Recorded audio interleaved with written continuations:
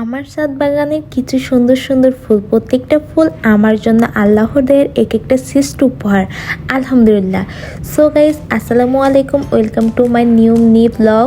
So কালকে সন্ধ্যাবেলা আমি গিয়েছিলাম ফুলের নার্সারিতে, গিয়ে কিছু ফুল চারা গাছ এবং তার সাথে নিয়েছিলাম দুটো পেঁপে গাছ, দুটো মরিচ গাছ, এগুলো তার সাথে আমি নিয়ে আসছিলাম। তো তারপরে সকালবেলা উঠে আমি এগুলোর উপরে কিছুটা পানি দিয়ে নিয়েছিলাম যাতে করে এগুলো একটু ফ্রেশ থাকে। তারপরে আমি একটি ফুলের টব নিয়েছিলাম, আর টবের ভিতরে কিছু মাটি ছিল, মাটিগুলো অনেক শক্ত হয়ে গিয়েছিল, যার কারণে আমি ছুরি দিয়ে একটু আগলা করে নিয়েছিলাম। দেন আমি টবটার ভিতরে ফুল গাছ লাগিয়ে দিয়েছি আর উপরে মাটি ছিটিয়ে ছিটিয়ে দিচ্ছিলাম।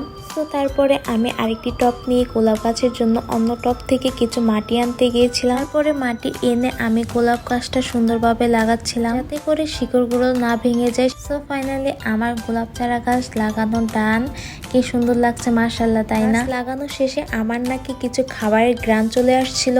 আমাদের বাড়িওয়ালাদের মেজবান হচ্ছিল আর মেজবানের তারা রান্নাবাড়া করতেছিল। আর এইদিকে দেখেন আমার ছাদের অবস্থা একদম বাজে, একদম নোংরা হয়ে গেছিল।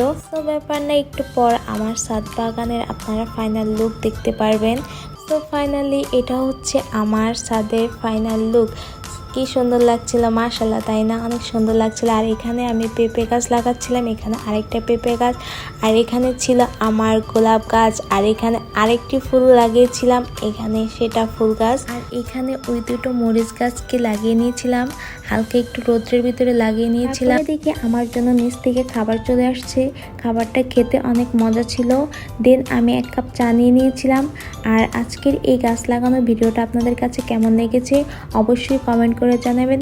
সো আজকের মতো এই পর্যন্তই। সবাই ভালো থাকবেন, সুস্থ থাকবেন। আল্লাহ হাফিজ।